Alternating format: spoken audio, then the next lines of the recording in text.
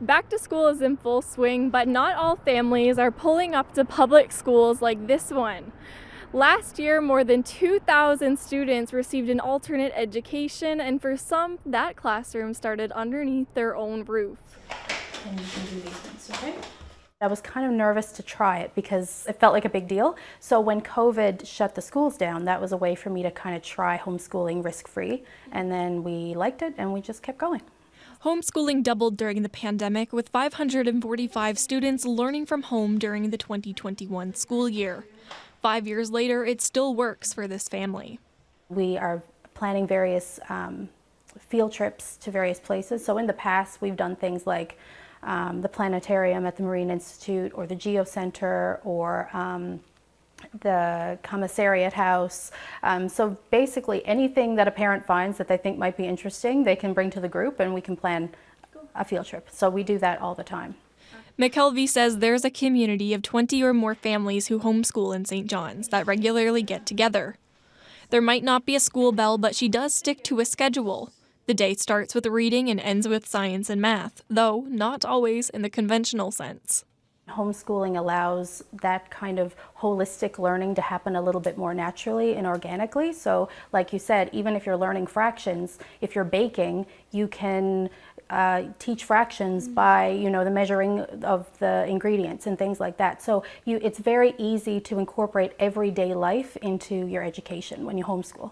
Education is not just the book work, it's your whole life. The Department of Education offers a free curriculum for families who homeschool. You can also purchase programs online, but you've got to have a parent who's able to take the time to stay home and teach. And there's another option, one that carries a bigger price tag, for tuition: private education. Here at Lakecrest Independent School in St. John's, father of two Jacob Brennan sees the $13,000 fee as an investment.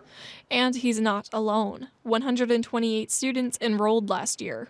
When you factor in the school supplies are included, the uniforms, you don't have to do back to school shopping, all of this kind of, all the extra things that come with being here. The tuition is so much less when you factor in all of those additional savings. And the best piece of advice I could give to them is just go check it out and spend a day in the class. Send your kids in for a day if you're at all thinking about it, and just see what the difference that independent education can offer to kids. Teacher shortages, large class sizes, a spike in violence. Brennan says he's not seeing those same problems at Lakecrest. I have friends who are teachers inside the public school system, and the things that are described to us in times, because we know that not everything in the public school system is bad or is that rough, but I've never had anything like that as an experience come up in the board, dealing with faculty and staff, dealing with my own kids. We've never encountered any of those kind of issues at all. He likes the intimacy, the focus on foundational learning. But private schooling and homeschooling come at a cost. For one, the cost is time, the other, tuition. But both families say it is the better fit for them. Jenna Head, CBC News, St. John's.